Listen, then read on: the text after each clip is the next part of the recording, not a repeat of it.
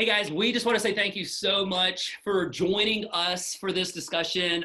We are super excited to be a part of this. My name is Matt. I get the privilege of leading at our West Shore location of LCBC in Mechanicsburg. And at our location, we have the privilege of being in great friendships with some incredible individuals on this side of the state. And I'm excited that many of them have decided to give up some time to be a part of this discussion. And our hope is that with this discussion, we wrestle down just this topic and angst around how do we parent well in this season as we go into the new school year. Some of us are just starting, some of us are just about to start.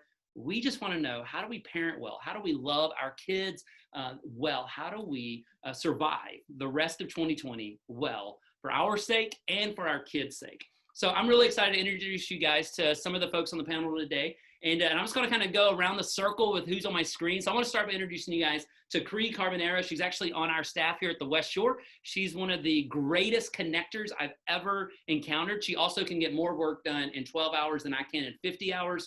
She's able to make some stuff happen. But what's unique about Cree is she comes with a really unique background. Cree has a master's of religion and theology, but also served in public education for 10 years. So she's able to live in the public school sphere, but then at the same time, she just has a way of thinking about Jesus and our faith and how it marries into practical life in a very cool way. The other thing about Cree that I love is she's in the game with us. She's got two daughters, 8 and 9. Cree, what school are your kids going to and what grade are they about to step into? They are going into 3rd and 4th grade at Silver Spring Elementary School, CV School District. Awesome.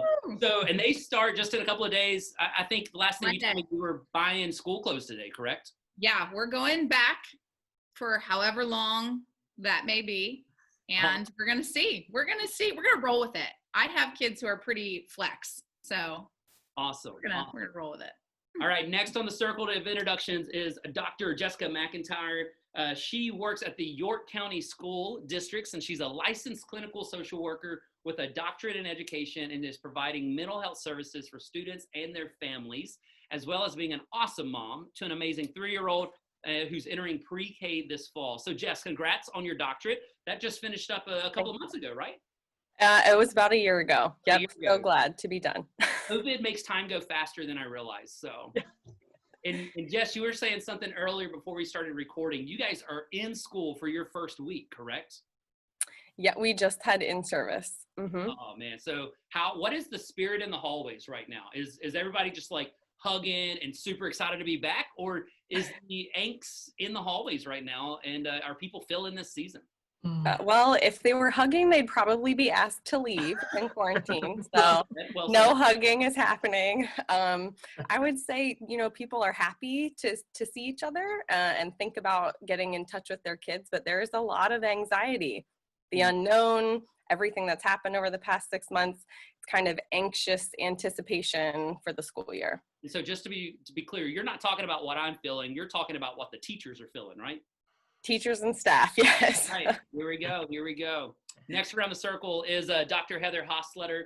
She is a licensed clinical psychologist and owner of Psychological Health Affiliates with offices in Camp Hill, Hershey, Mannheim. Just to let you guys know, we refer to their offices all the time because they do incredible work. They truly are a lighthouse for hope for many who are just trying to figure out how do they navigate some of the difficult seasons of life. She has her doctorate in psychology and is a mom of 5 kids, ages 8 through 17, which means she has at least 1 kid in elementary, middle school, and high school. So Dr. Hosletter, thank you so much for joining us. Are your kids in school, out of school? Like, have they started yet? Kind of where are you at for the fall right now? Oh, they start September 8th. And nice. So they're like bringing up the rear for the start. That's right. Yeah, got to represent Mechanicsburg School District. That's right. That's awesome. Well, thank you so much for carving out some time to be with us. And representing the school districts themselves, we are super excited to have Dr. Chad Runkle. He is in the middle of getting ready to launch, and it is go time at his school in just a couple of days. He is the principal at Winding Creek Elementary School in the Cumberland Valley School District. He holds a master's degree and is a master's degree, superintendent letter, and a doctorate in education. He has 3 kiddos in 4th grade, 7th grade, and 9th grade who will all be attending CV schools this year as well. So Chad, how is it kind of like looking at the starting line in a couple of days? Are you ready to go, or are you already tired and exhausted? All of the above, all of the above. We're super excited. There's lots of details. I'll still work throughout the weekend as we, lots of shifting parts and pieces and details and questions. But the spirit is ready. We've have 5 months and 15 days since a kid's been in this building, and we're ready for kids to return. We need to see some faces of some kids. That's awesome. That's awesome. Well, guys, just to get us started, Cree, you get to interact with a ton of different parents. I know that right now you're super networked. What is some of the common experiences, common emotions that you're seeing and hearing from families? What I'm really asking is what I'm feeling normal right now. Help me understand what are some of the emotions that are happening beyond what I feel personally. Yeah, sure. So, I mean, everybody's different. Everybody's going to kind of process and feel things differently. But I think if I had to kind of categorize what I'm seeing, I've got like 3 groups of people. I've got the ones who are making the decision and they're moving forward. They're just, they're going to make a decision. They're not going to look back. And sometimes I don't fall into that camp myself. So sometimes, those kinds of personalities can come across real strong in what direction they believe is the right direction to move forward in. And I've learned to kind of accept that as it's kind of a survival mechanism for them. They kind of have to be all in because the stress of not being all in is so great that they, like, for their own mental health, they've picked a direction and they're all in with that direction. Then there are the people like myself who are like, input, article, like who's saying what, to make the correct decision. And I think the stress there comes with that there is like, so there's input all sides. So there's like no, like we want to find the right decisions, and that's not to be found. And then there's the people who are going to make a decision kind of by default because they have to. And then they're going to stress about it constantly, whether it was the right decision, they took a long time to make a decision. And then even when they made the decision, is it the right decision? And so I think just across the board, people are just feeling drained. And they don't want to make any more decisions. I mean, my kids will even say like, can I watch a show? And I'm like, go ask your dad. I as a simple decision as whether or not they can have some TV time, I don't have the capacity to make any more decisions. And they're feeling drained. It's like a lot of these mini pep talks, like, okay, a mini pep talk, and it's draining. It's all really draining. So I think people are feeling drained. And at the end of the day, I think people are feeling like parents especially, they got to choose between their kids' mental health and their kids' physical health. And that's such a heartbreaking feeling because you feel like, whether or not it's true, you feel like you're going to choose one and sacrifice the other. So do I sacrifice my kids' mental health or do I sacrifice their physical health? And that's devastating because as a parent, you don't want to sacrifice either. So it's hard. It's really hard. How about the rest of you guys? What are some of the other experiences and emotions that you're seeing with the folks that you're encountering? I would just echo what Cree said. I think that parents are experiencing something that we see in education from time to time, which is empathy fatigue. Like you're putting so much thought into the care and well-being of other people that it actually, drains you. That you're running out of some of the emotion that you typically have, and when we're going through a season where some of those things that we had often done to refill our bucket, to refill that place that we come from empathy, they're just not available to us, and that is really damaging. So you can only go to the well so many times, and if that well is empty and you're not getting refilled, and I just think it just speaks to the importance of finding places and ways in quiet moments or simpler ways, and they might look different than it did before, but to refill that bucket. Wait, so you're telling me self-care actually matters more now than ever? If I'm not healthy, I can't help my kids be healthy. Is that what you're saying? That's what I'm saying. And I need to know how to keep myself healthy. Oh man. Well. Jess, Heather, have you guys seen any other emotions or common experiences that you would add into this? Yeah, I would say, and I mean, this was speaking from our own experience, but also talking to tons of other parents who are friends or parents of students that I have, like in my school district. people are struggling because we have to hold almost multiple different ideas all at the same time. And that's kind of hard. And those ideas could be, you know, I want to keep my kid and myself, like my immediate family, safe. But I also want my kid to be around their friends and go do fun stuff and like be outside and go to school and learn new stuff. And also, like, I need to do my part and like keeping the public safe and like keeping things clean, wearing a mask. Like there's all these different kind of ideas that are hard to hold all at the same time. So I know, and even some of them are more serious, like I have to work and my kid can't be at home by herself. Like some of the ideas are very serious. And so that is very stressful. That was stressful for us. I know we toyed back and forth of, you know, were we going to send Addie back in or not? I still work over the summer, even though I work for a school. I work over the summer like administrators do, and Kyle's still working. And so I remember the first day I sent her, I left crying, you know, I'm crying, calling all day, trying to find out like how it's going. You're going to come home sick, and kind of all of those questions of like, we still need to work. I want her to have that experience. I don't want anyone to get sick. I don't want to pass this to her grandparents who, like, it's just holding all of these ideas all in the same space is very stressful. Yeah. Heather, how about you? Yeah. Yeah. I think we're also all manifesting this notion of ambiguous loss, ambiguous psychological loss. While hopefully for the most part, no one has died per se. I know some have lost, obviously, loved ones because of this virus. There's a sense of something's wrong and there's no resolution to it. Like, I can't get this right again. I thought that there was a way to solve this problem, and most of us love to solve problems. That's what we do. That's maybe part of what it means to be American even. We can figure things out when they're not right.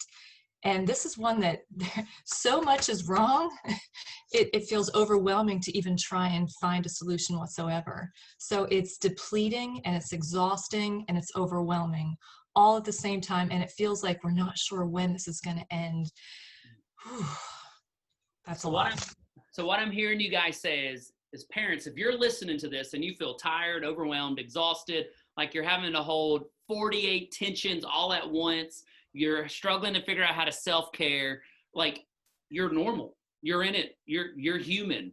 And so I'm hearing you guys say it's okay that this season's been hard. And I'm hearing you guys say that it's okay that sometimes I don't feel okay in the middle of all of this. And that's the beauty of doing life with community, is we're all trying to figure it out together. So Heather, one of the things that we've kind of threw out questions to a bunch of parents, and we said, hey, we want to know what you guys are wanting to know. And one of the questions that kind of came to the top was, what are some of the signs or signals of stress for kids that we need to make sure that we're looking for? That as adults, we're trying to navigate all this, but what are some of the signs that we know that we can see our kids are now starting to feel the stress? And is there any way that kids or teens so stressed that I may not recognize? Well, first of all, I want to say and encourage parents and caregivers that regardless of the events of 2020, you are still the expert on your kids. And you have a lot of insight and value and incredible influence over each of them. So do not forget that and do not give it up. It is still true and it will always be true, even after we are through this year. So I want to encourage folks with that. Some signs of stress, I would say, are similar to really any other time where we might be experiencing symptoms close to depression or anxiety. That could be probably bodily symptoms are the things that come to mind first. Increased maybe headaches or tummy aches, maybe for the younger ones. Maybe an increase or decrease in sleep. Not wanting to go to bed. Well, our schedule's way off as well, so typical routines are not there for going to bed, waking up at particular times. Maybe less or more of an appetite, eating too much, or maybe even refusing to eat at all. Lots of irritability and arguing. right? Trying to get their input, their emotions out, their thoughts, their fears, and not being able to do that in a way and keep their emotions regulated, right? Probably an increase in questions, or maybe it could be, again, you're seeing this, I'm talking about really as almost a spectrum of one side versus another, maybe more talking, more attempts to process out loud. On the other hand, could be a child who's pulling away, who's isolating, who is not engaging much in or outside of the home for reasons beyond restrictions and distancing. So Heather, if I've understood you correctly, what I feel like I've heard you say is there's some biological signs, more aches, pains, headaches, bowel issues. So like if there's a physical change there, note that. But then I feel like I heard you saying, we know what our kids' plumb line normally is. Yes. And if they've changed off of their normal, that needs Correct. to be a sign. So just because our kid is fighting us to go to bed, well, if they always fight us to go to bed, we don't need to worry. That's right. But all of a sudden, if they're not getting out of the bed, we need to be like, oh, maybe we need to listen in. So if we need to be aware of, okay, has our kids' behavior changed versus just caught up in the rat race and rush of day-to-day life? Well said, Matt. Okay. That, Jess, Chad, Cree, have you guys got any other signs that you guys are looking for as you're prepping your teams or responding to your own families? I think they're very similar to what I said, and really, Matt, you summed it up nicely. I think what Heather said is you have the insight, you have the knowledge of your child, and if you're seeing a difference in that, the rub on that is your child might not be able to articulate where that's coming from or why that's coming. So you want to sit them down, you want to have this conversation. Depending on the age or just the personality or approach of a child, they might not have any idea why that is. So sometimes those conversations are hard to navigate. Mm-hmm. So here's something that I'm thinking through is I don't want to implant stress and I don't want to implant fear on my children. So let's say that I see one of my kids' behavior starting to shift. Instead of sitting down and saying, it looks like you're terrified to go to school, aren't you afraid? How do you navigate that discussion to where I'm not projecting fear, but actually discovering the root of things? What's a way that we can be, once we see these signs, we can respond to these signs? Well, I think a common therapeutic technique actually is just to kind of like summarize what's going on. So don't say what you think is going on. This happened with Addie when she was starting in her new room, and it was just tantrums, wouldn't put her shirt on, didn't want to whatever. And I was like, oh my gosh, what's going on? Like, you're making me crazy because you're being crazy, And instead of being like, are you having a hard time because you're going to a new classroom? I was like, what's going on? Like, we've had 3 different temper tantrums already this morning. Like, what's going on that you're feeling so upset? And we sat and eventually got to like, I want to stay at home with you. I don't want to go to my new class. So it's just kind of, I see that this is going on. I see that we're having a really hard time going to bed at night. What's going on like in your head? Is there something happening at night that you're thinking about? Don't project what you think is happening, but kind of put it out there so they can think about it and see if they're able to articulate what they're thinking about, or calm down for a second and think like, oh my gosh, yeah, the morning has been crazy. What is going on with me? Because sometimes when they're caught up in it, they don't know that it's happening, that the stress is kind of like oozing out of all their pores in all of these negative ways sometimes, until you kind of lay it out and are like, this is what I'm seeing. Why do you think that this is happening? And sometimes kids are able to talk about it. So do you mirror back emotions, or do you mirror back, here's the behaviors? Like what do I reflect back? So right now my boys are into, it's called TD6. It's balloon tower defense. You're a monkey and you throw darts at balloons. It's this video game we play on our phones, and it's a blast. I love it. But right now, my 6-year-old, whenever he doesn't get to pick the course that the balloons go on, he gets super angry. So do I express back, hey, I notice you're kicking the dog because you're angry, or do I say, I notice you're angry? Like, do I identify emotions or do I identify behaviors? Does that make sense what I'm asking? Like, what's better for the child? I think there's probably a little bit of both that are okay. I think that the key thing when talking to kids from a behavior standpoint is not attaching the behavior to them as an individual. So I think a mistake or a misstep is, the bad kid kind of thing. And so you don't want to damage them. Damage is a strong word, but you don't want to kind of lay that on them or tag them to it. So I think it's okay to talk about the fact that they are showing anger, or these are the behaviors that fall outside of what our family believes are the correct way to handle these things. And going back to, we as a family believe these are the things, what should it look like? Those are the kind of key things, but sometimes we want to just attach it to the kid. You are being, kind of things. And that's going to come across as almost insulting, regardless of the age of the child. And then our defensive system goes up.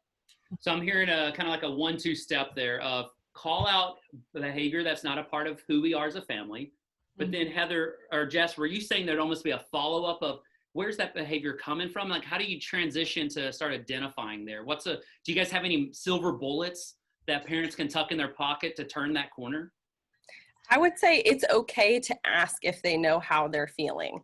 Maybe they don't. So you could offer a couple words, but it's like, I see that we've had 3 temper tantrums this morning. How are you feeling? And if they're just like, I don't know, you could say, are you frustrated? Are you angry about something? Are you upset? Does something hurt? You can prompt them to give some options. I would suggest not just saying you're obviously angry, because if they don't feel angry, then they might feel misunderstood. Okay. So as much opportunity as possible for them to be able to name either how they're feeling. So how are you feeling right now? Or what are you thinking about? Because they might not recognize that they're angry, but they might be thinking about, I don't want to go to school.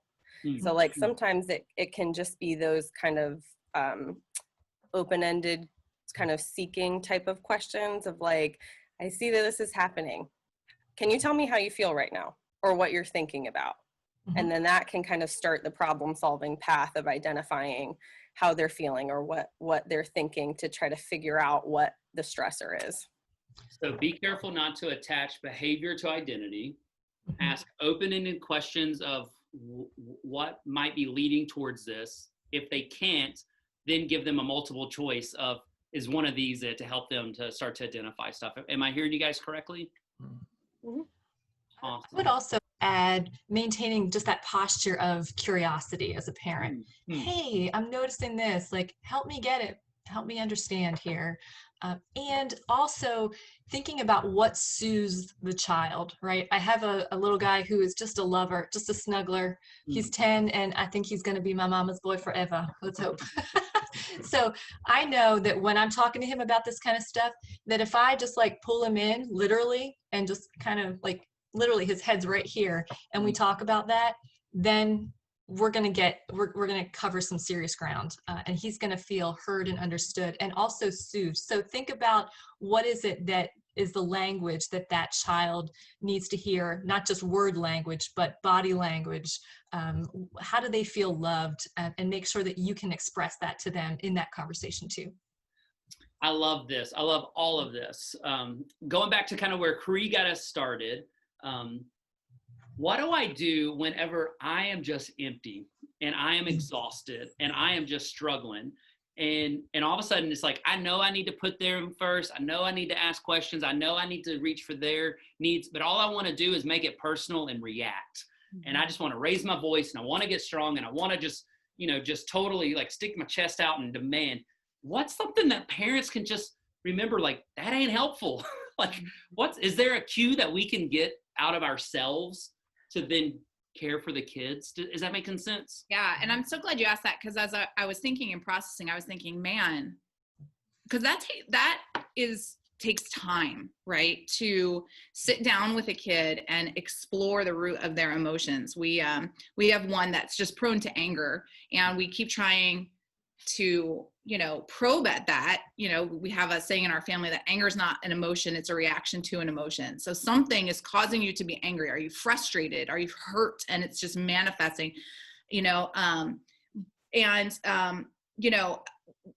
someone had said to me recently, they said, they were talking about a medical diagnosis, but they said, you know, doctors were having a really hard time to figure out what the cause was. And they said, we need to find the kind of doctor who's going to hear hoofbeats and think zebra, not horse. And I think sometimes we bring to our children what we assume is the feeling that they're feeling, or that the cause of the feeling that they're feeling.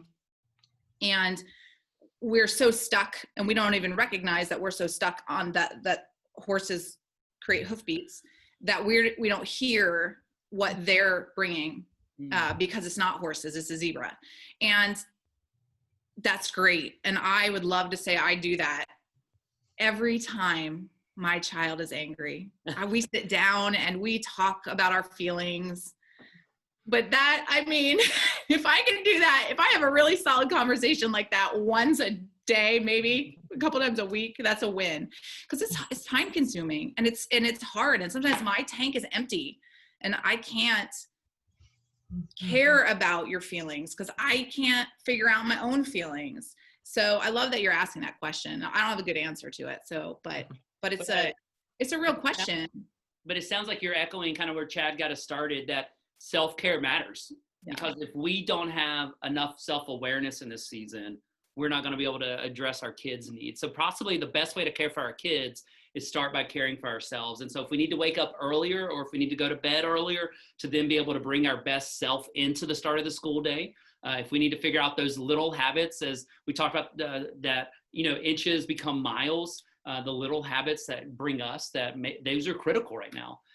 Before we transition to the next question, do you guys, Jess, Chad, Heather, do you guys have anything else to kind of help parents who might get on a slippery slope of getting into their emotions or their reactions, and just a quick way to pull them out of themselves to care for their kid versus react to their own baggage?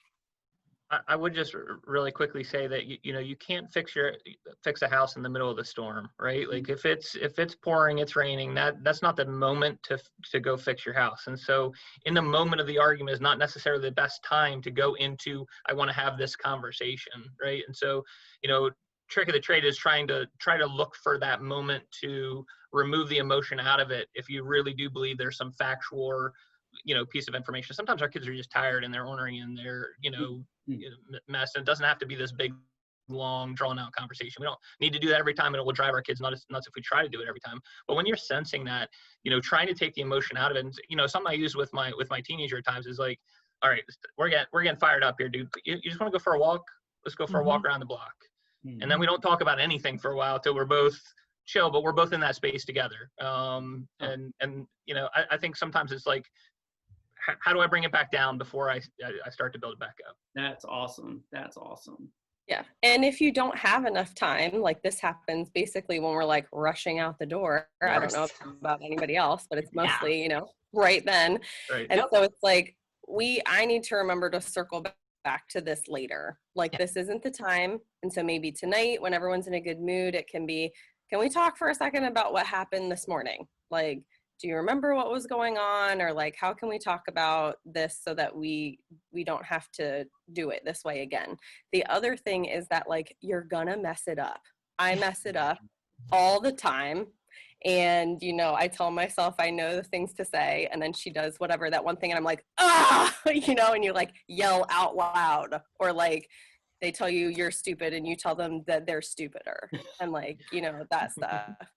And so like, it's gonna happen, and you need to apologize to your kids too. Like, they're little people, and like, I messed it up and mommy yelled at you, and I'm gonna cry about it in the shower later probably because I feel bad.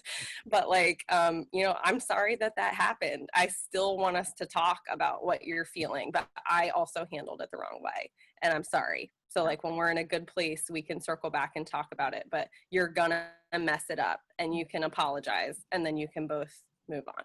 Yeah. Yes. Let us throw kindness like confetti to our kids, to our spouses, to ourselves, right? And the most important thing, of course, we're going to mess up. Of course. And we'll do it frequently, and we'll do it badly. I mean, good, but bad. So it's about rebuilding that connection. If we think of our relationships like ribbons are between us and another person, when we mess it up, we cut the ribbon. It's time then to go back, just like you said, Jess, at the end of the day, when you have an opportunity, hey, mommy thoroughly screwed up here. So now what? Let's rebuild that connection. Let's forgive. Let's be quick to hear each other, slow to speak, and make it better, as a repair again. Mm-hmm. My favorite is when I say to my youngest, I'll say, I'm so sorry that you're feeling left out. And she'll say, that doesn't help at all. And I'm like,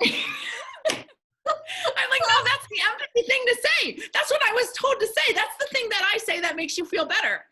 And so sometimes you can, say the right therapy words or the right, and it blows up in your face, and that's okay. You just move on, try something else. Heather, I got to be honest, you might see on my social media feed soon, throw confetti, kindness like confetti. I love that statement. Oh. Plays so well. I heard somebody once say in a podcast, try to end with a giggle, try to end with a laughter, try to end with a moment, because they were saying that a kid doesn't know the relationship is okay till you laugh together again. Is there any truth to that? Like, so let's say that my 8-year-old and I have a spat trying to get into Target. How important is it for me to get out of to let him know we're still friends, we're still good, we're still like, I still like him as like he's still my son. Like, how important is it to get back to that sort of resolution emotionally, even if you've still got to circle back and process the problem? It's very important. Like, you are most often your kid's safe place. And so if there's going to be anywhere that the stress is going to come out, it's probably going to be at home with their safest people. And so they know that they've whiffed it too. Like when they yell at you, or when the little ones hit you, or when they slam the door and storm off and all that stuff, like they know that they also messed it up in that conversation. And so they need to know at the end of the day that, like, it's okay, and that there's a safe place. And I wouldn't say it has to be a laugh. Sometimes people cover stuff up with humor, and they feel like maybe it's not fixed because we didn't talk about it. But I know we use a lot of evidence-based stuff that says 4 to 1 and more if you can. So 4 good things to every bad thing. So it's okay, like, if some bad stuff happens throughout the day, but try to have, spend time together, quality time, talk, read books, go outside, like, do whatever you're going to do, and outnumber the negatives with the positives to build that strong rapport and relationships. So what I heard was, Monday morning, my boys are going to school. So let's say that I have a spat with my 8-year-old. Before he gets on the bus, I can give him a hug and say, buddy, I'm sorry we had a rough morning. I just want you to know I still love you, and you're still important to me. Tickle him and then throw him on the bus. Totally. That's okay. Chad, you said something earlier that I've heard our student men team say for years that I was like, that's such a wise thing I need to remember, is that girls talk face to face, but boys talk shoulder to shoulder. And that if I need to help process this with our sons, the best thing to do might be to walk or to work or to ride shoulder to shoulder versus sitting down and saying, let's dig into your emotions. So thanks for reminding us of that. Hey, Jess, I want to throw the next question your way. What's the best way that we can talk about what's happening in the world right now to our kids? I mean, we're kind of filtering all of the pandemic stuff, all the race stuff, the riots. What are some helpful tools? Just like, should we just set them down in front of the TV and say, hey, let's watch the news together? Or do we need to filter the news? Like, how do we navigate content right now for our kids in this season? Well, definitely, like, first know that probably none of us are really qualified to have great conversations about most of these topics with our kids, unless you like teach at Harvard in their like virology program or whatever, having a real competent conversation about what's going on with COVID and that type of stuff. We're all kind of like newbies and learning on the fly and trying to figure out kind of the best truth to even hold for ourselves. So I would say kind of 2 things. The first is like age appropriate information that doesn't include your emotion in it. So, you know, there's a lot of different conversation between a 5-year-old and a 10-year-old and a 15-year-old. I think it would be a farce for people to think that kids don't know what's going on at this point. I think most of us know our kids know something is happening, you know, like you're wearing a mask now, or you're going to school on a computer now, like something has happened. And with young kids, you can just start with simple facts, you know, like there's a sickness happening right now. You know, like, unfortunately, some people are getting sick. It's new. We don't know that much about it, but we're going to do the best that we can to keep our family healthy, to keep our family and friends healthy. And the ways that we're going to be doing that are going to look like wearing masks, washing hands regularly, all of the things that, like, whatever it is that your family or your child's school is going to be doing, having a conversation with your kids before they show up at school would be super helpful. I'm sure I speak on behalf of all the teachers and administrators of, you know, letting them know, like, you know, that this is going on. Some people have been getting sick. So because of that, this year, your desks are going to be separated. You aren't going to be able to hug your friends in school. You know, we're making sure we're not passing our germs to each other. Now, for a 5-year-old, you don't need to go into the fact that there's death or, you know, there's like things that they shouldn't be, you know, needing to think about right now. Just kind of simple age appropriate facts. Now, for older kids, they may have experienced, you know, somebody in the family, somebody they know or friends may have passed. And so you might need to have an age-appropriate conversation about what this sickness looks like for a teenager, you know? Like, it is serious. We're still going to do everything that we can as a family. Here's things that, you know, we know of or we've heard of that you can do to keep yourself safe, that we're doing as a family to try to keep us and your relatives safe. I would say just age appropriate is the key. Don't overshare, especially with young kids, because they won't understand and it's unnecessary stress, but also don't act like nothing is happening, because that's not really acknowledging that they see that something is wrong or something is different. Along with that, I would say the second thing besides age appropriate information is don't like share emotion with your kids, but don't burden them with the emotion of how you feel about the information. So it's totally okay. Help me Yeah, understand if I've done that or not. Well, it's totally okay to say, like, wow, you know, like, this has been kind of crazy and totally new, and like it's super weird that like everyone has face coverings on, or so, you know, like those are totally normal feelings that probably they're also feeling. So you don't have to act like it's normal now. Like, oh, well, we've been doing this for 20 years. You shouldn't think this is weird, you know, like it's obviously weird. So it's okay to say, like, man, like, I wish it didn't have to be this way, or like, I can't wait for a time that we can go see grandma and grandpa and like we can hug again or something. Like, it's okay to kind of share in some of those emotions without leaning on kids in a sense of, I hate what's going on right now. I'm so depressed. Like, I don't want to be doing any of this.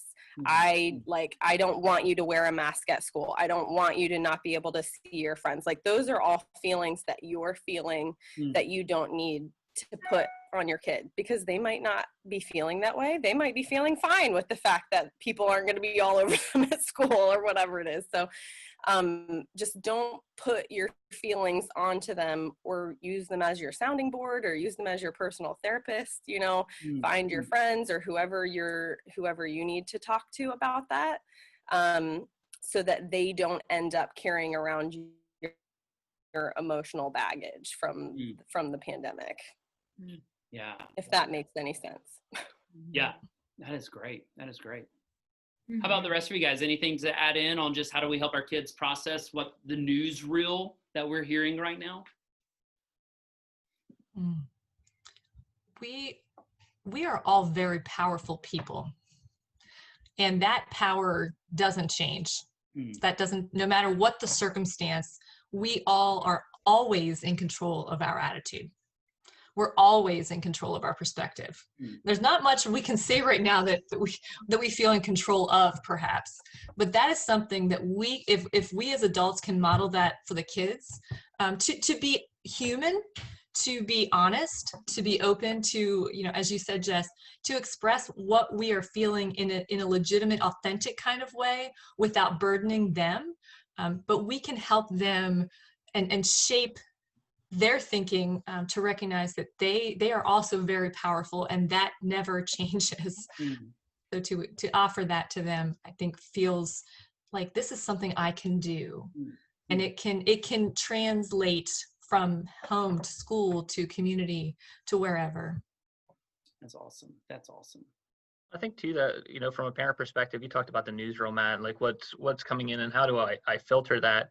I think there are lots of challenges that I would be putting it lightly, that 2020 has been challenging, but there's also some blessing that it's happening in 2020 because, Googling it's not always a terrible thing. And what I mean by that is there are resources out there for how to talk to kids about some of these topics. Just mentioned, we're not experts in this area, and yet there are lots of organizations that are experts in this area, and there are videos out there and, books and things like that you could use, not just to sit down, but as a starter of the conversation. We're going to sit down and read a book together and then let the questions go where the questions go, or, those kind of things where you kind of, you let it be your jumping off point or your trampoline into the conversation. And I think that, it is a matter of previewing that material and kind of deciding what you want from it before you just go kind of jump all in.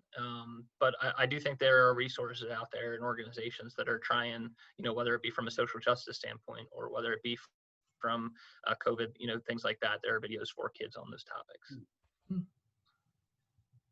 So go for, were you going to say something? Sorry. I was just thinking from a spiritual lens, I think it's okay and good to share our processes and our coping and what we're reminding ourselves of, the truths that we're reminding ourselves of, to share those with our children. To say, when I sometimes I start to feel like everything is out of control, and I have to remind myself, whether I feel it or not, that God is in control. That's something I tell myself, and that's maybe something you can remind yourself of when you're feeling like everything's spinning out of control. So there are things that we tell ourselves, and truths that we cling to and rely on, that we can model and show to our kids, to show them that there are, that this is how I'm processing it. And these are the things that I lean towards, and maybe it will be helpful for them as well. This is a fun side note, Matt. You're never too old to get that information either. I texted my mom today asking her to pray for me. I'm having I had a rough day, and she reminded me that I get overwhelmed every August, and God got me through those ones. He'll get me through this one too. Thanks, exactly. Mom. Exactly. The parent-child relationship just scales as. That's right. Exactly. Very true. Very true. So here's what I heard you guys say, just to see if I've boiled it down to, is start by remembering they're always listening. So if don't watch the news with them, because they're going to watch it with you. They may be playing with their toys, but they're still hearing it. And so we need to help filter age-appropriate responses. And their normal has changed, so we need to help give age-appropriate responses, whether it is, hey, there's a virus, we're now wearing a mask, all the way up to high school level conversations. We need to help, we need to make sure that we're not projecting our emotions and burdens on them, but actually just helping them process their own, and then finding a safe place to, once again, self-care for ourselves, lead ourselves so we can lead our families. Reminding them that they are not the victims, but they're actually powerful. And they've got strength that we want to keep tilling in them, that they then move into adulthood with. And then we need to keep asking for help. Chad, I love that reminder that we don't know it all. And it's okay to know that you don't know it all. And actually, it's probably better if we assume we don't know it all. So we need to keep learning how to do this well. And Creed, that simple reminder, it took me back to one of my, so I see a counselor just to kind of help me keep processing. And so many times she's like, you're a pastor, where's Jesus? And I'm like, oh yeah, he is a part of this, isn't it? And I have to be reminded that my faith is a part of all of this. And one of the greatest gifts that we can give our kids is the truth that we ourselves are clinging to. I love that angle. Chad, want to turn towards you a little bit. I imagine you can see some of the worst of humanity as a principal. And when you take someone's kids and you add in a global pandemic, you add in some fear and you shake it all up, I imagine you've got a lot of love letters on your desk right now. And so way to go. We are praying for you. But just out of curiosity, what are some of the things that parents and caregivers might tend to do or say without even knowing how unhelpful or possibly harmful it is? What are some of the things that when you see another parent do it, you're like, oh, I wish I could just put my arms around them and be like, you don't even realize how this comes across, or you don't realize how you just cut your kids' legs out by doing that. Is there any just, hey, don't be that parent that you can just give us a heads up on? That's a whole nother web series, Matt. But you know, I can kind of talk about two that. The first I would do is again reiterate what Heather said at the very beginning of this, which is you're a human being and you're gonna mess up. Jess said it too, and there are pieces and parts of this that you look at it and you go, I'm going to mess my kid up. Like, I'm going to do this thing. And there are obviously extreme examples in the world of when, you know, there is traumatic events and trauma that do occur that, but on the day to day, I would just remind parents to give yourself some grace in that place. And as Jess said, mentioned before, going back and apologizing and knowing it and naming it. That's how we grow little human beings and teach them, you know, kind of the way of the world.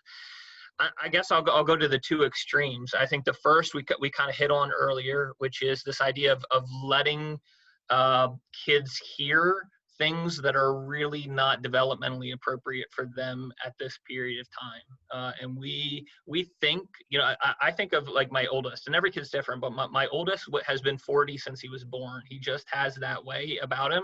He seems like an adult. And so I trick myself sometimes into thinking I can talk to him like an adult, or I should be having adult conversations before he was really ready to be in a place to do that.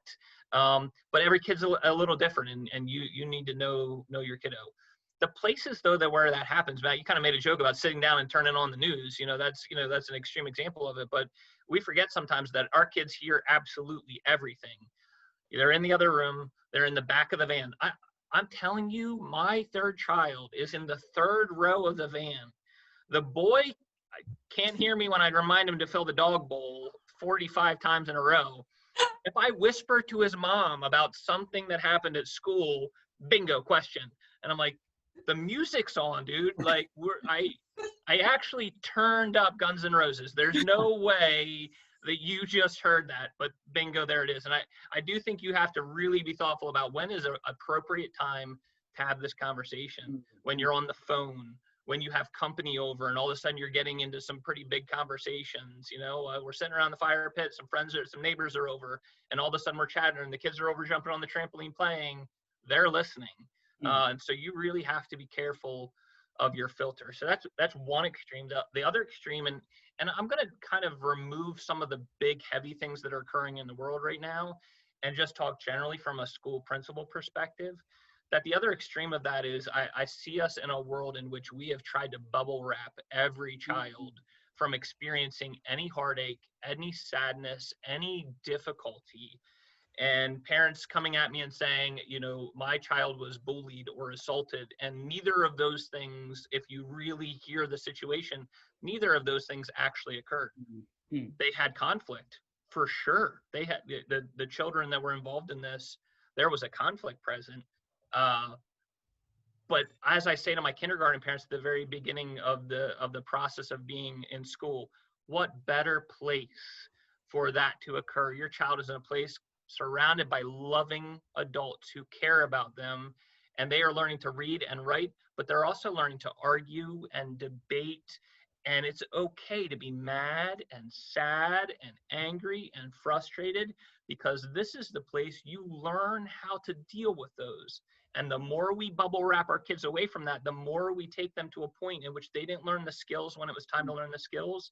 And boom, we have a mental health issue in our teenagers because they never had to go through the stress of dealing with the fact that kid said mean things, just like your boss says mean things to you sometimes. Like, how do you cope with that? How do you fill back up your bucket? How do you dismiss or take away that, what that person says is not true, and I'm not going to own that? You can't do that without real life examples. And so I always said the gift of struggle is the best thing that I can give your kids. It's like, this is the time, the place for them to go through the heartache, and there's nothing worse than watching your kid cry. Like, especially when somebody else impacted that. But that's parenting. That's what you signed up for. And so that's your moment to jump in, to lean in, and kind of do all the things we've been talking about. Let's talk about it. Let's get into perspective.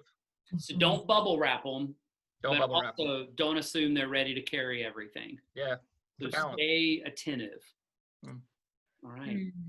Yes, Heather, Cree, anything that you guys have seen parents doing that you're just like, hey, red flag, just be aware. Don't be that parent. Yeah.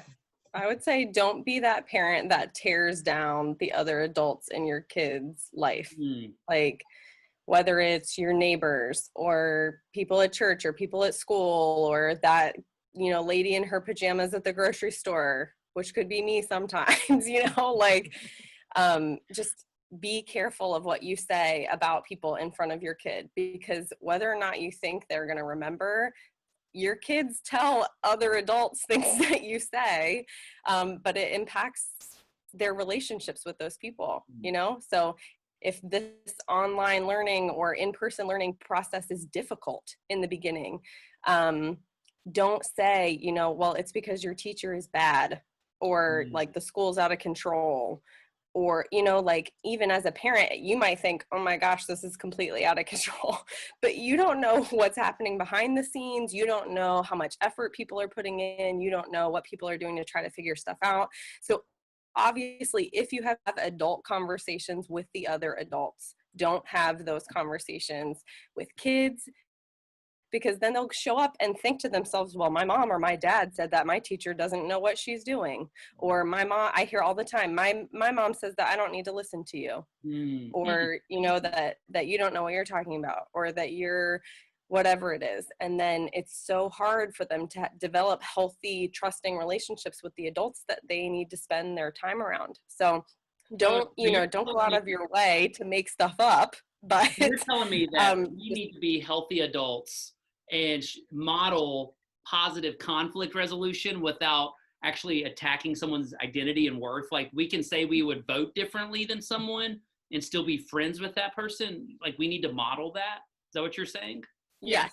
And also assume good things about people. The mom with 3 kids that showed up in a grocery store without a mask might not be because she's against wearing masks. It might be because she has 3 kids and one of the kids threw up on her mask and she can't wear it in the store and she still needs to get milk. So it's about, like, trying to think the best of most people, and don't feed, negativity or misinformation that you really might not know about into a kid that's then going to carry it around and use that lens to view people that they're going to be around. Yeah. So guys, I am loving this conversation and I'm wanting to watch our time. I'd like to do one more question quick, and then I want to give you a shotgun moment of, like, parting wisdom for our parents going into this school year. So there's your little heads up. One more question, then a shotgun. Here's, my piece of wisdom for you parents. So the question that I would like us to end on is I feel like I keep hearing us say, if I am healthy, I then can help my kid be healthy. If I am not healthy, I'm not going to be able to help my kid be healthy in this season. And so how do you guys manage your own sense of uncertainty as you're managing your uncertainty around your job, with your responsibilities, your fears, your bills, all of the anxiety that you are having to manage? Man, give me some practical ways that you are staying healthy so that I can be healthy for my kids to have a better chance of being healthy. I think for me, it's staying away or paying attention to viewing things at the 10,000 foot view all the time. Meaning that if all I'm doing is paying attention to how overwhelming it is or how the big things, I get myself stuck in thinking about those big things, rather than just saying, I need to sit down, I need to make a list, and I need to check some stuff off the list, because there's nothing more therapeutic than drawing a line through the next item on your list to feel like that you're making progress and you can look back on what it is that was accomplished. So I guess for me, it would be that. It would be just stay mindful of the fact that how long you're going to just stay in that place of thinking about the struggles or the overwhelming challenge that's in front of you. So good. For me personally, there have been two things. The first is I've decided that I want to pursue the word even more and just get really, really deep. And it's so life-giving. So when I'm able to take in scripture, it soothes and feeds the soul in ways that nothing else, no one else can even come close to doing. So that has been a rock and a refuge. And my second one is that I've really enjoyed running a lot, just being outdoors, morning or night. And it's something that after a long day of therapy, it's my, okay, I'm kind of, no more screens because I'm ready to shut down that laptop. We are done here and be outside, do something physical. It's been incredibly stress relieving. That's awesome. That's awesome. For me, it's leaning into my circles, my people. It's amazing the forces that will work against, because I know that's such a place of health for me, and such those people in my life that will remind me of those truths. There's such forces that are keeping me from that, whether I'm convinced myself that I have so much work to do, or that, you know, my priorities will get all topsy-turvy. And yet whenever I seek out just, you know, a pep talk, or just, you know, go to that person and say, just remind me again that everything is not spinning out of control. When I walk away from that, I'm in such a better place to help my family, help my children, you know. So for me, it's really the people that I've put around me to help me. I think some of mine was in the beginning, like eliminating things that weren't helping me. So I know about a month in kind of to the pandemic, I was like, I'm gonna deactivate my Facebook for like 2 weeks or 4 weeks or whatever it was, because it was just too much, you know, like there was too much going on and things were stressing me out. We're not watching the news, you know, like we're very specific about where we're purposefully going to find out information when we're ready to be doing that. So some things were kind of eliminating stuff that wasn't helpful. And then trying to like replace those things with things that were helpful. So like for me, like reading for pleasure before bed instead of being on my phone for 45 minutes. I mean, that's been huge and so enjoyable and like way more relaxing. So I've been feeling like I'm getting better sleep. I feel better during the day. I'm not stressed out by information that may or may not be true. So I think it's a little bit of like giving away some of those things that aren't life-giving and intentionally engaging in some of those things that are. So kind of 5 things that I heard you guys say that I just think are just incredibly practical and great to help us as parents stay healthy. One is, man, just make a list and get the most important things done. Get practical. Focus on Jesus. He actually makes a difference in our lives.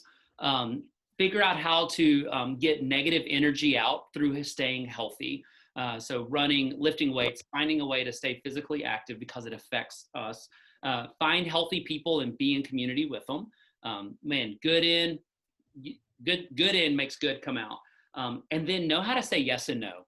Like, we're adults. We can say no to the negative sources, and we need to be able to say yes to the positive ones. So own our input and own our output. So being able to say yes and saying no. That's great stuff, guys. I love it. I love it.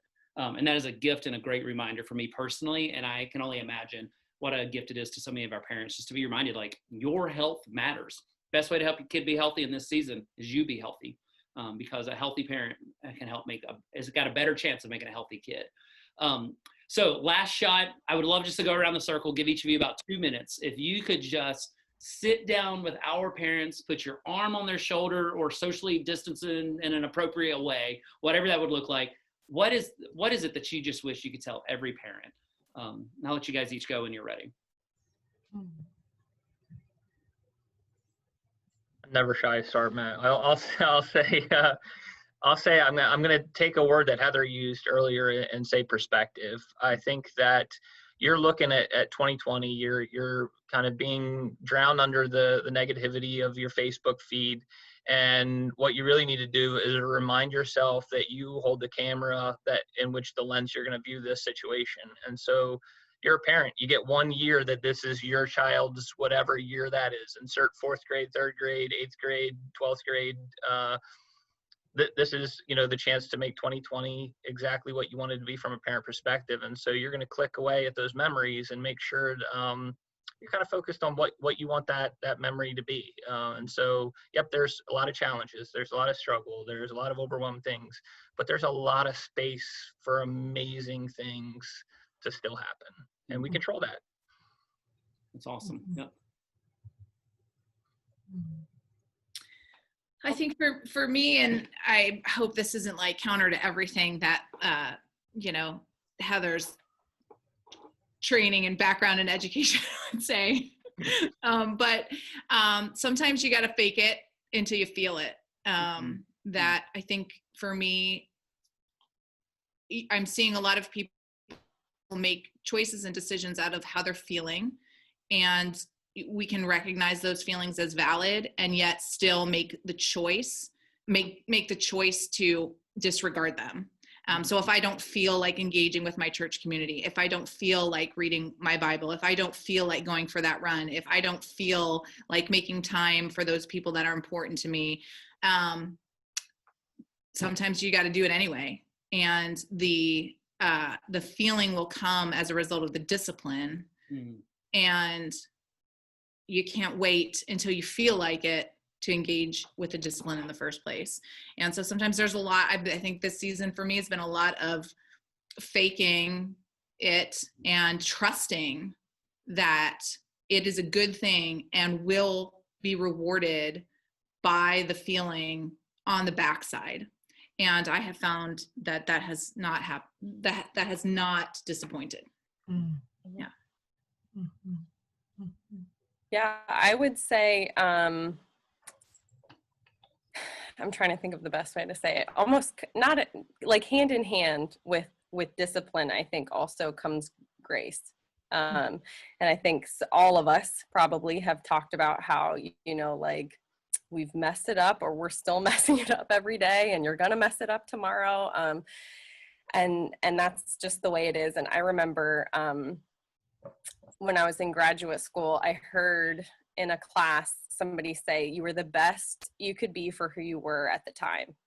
And I've carried that because, sometimes we beat ourselves up over what we're not doing or what we shouldn't have done. And the fact that like, we're not just eating kale all day and learning a new language and in the best shape of our lives and, all of that stuff, and definitely do stuff that is good for you. Like make the effort to do stuff that is good for you. But like your best right now isn't going to look the same as somebody else's best. And I know that was hard for me when I was like, Susie Homemaker over there has like her Instapot and is like doing all of her stuff. And I like accidentally ordered pizza for all of our food today because like that's where I was that day, and so I'm kicking myself like, well, great. Like, is there even a green thing in the house? And like, they're over there with their like squash and whatever. And so just kind of that thought of like, I'm just the best that I can be right now for who I am right now. And so that could be in a pandemic or in the midst of going back to school or, all of those things going on.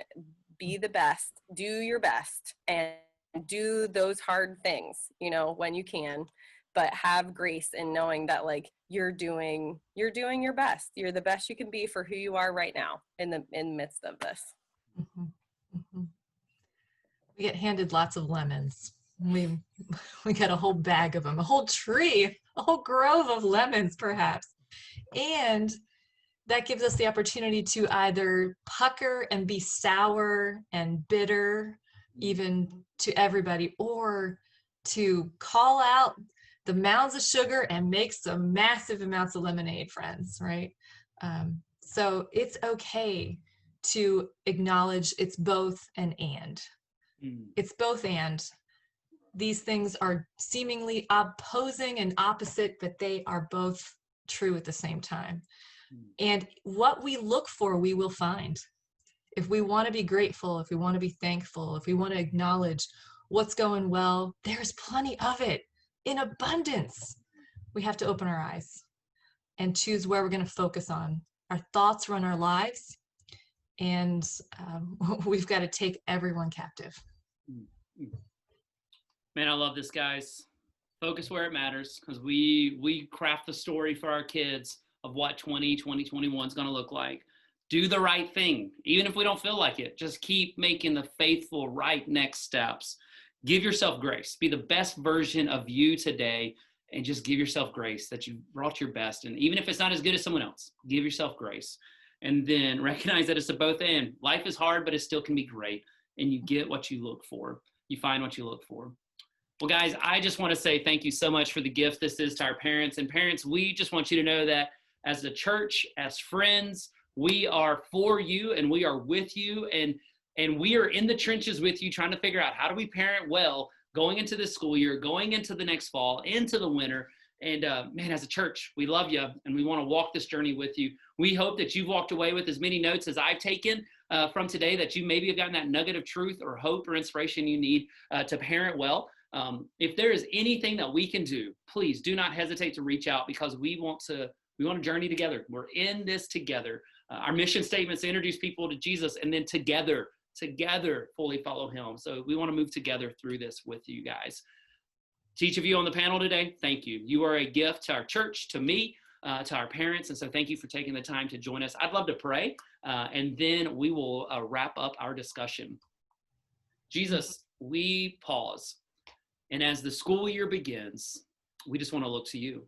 And we just want to set our sights on you so that we can love like you and think like you and care like you and respond like you.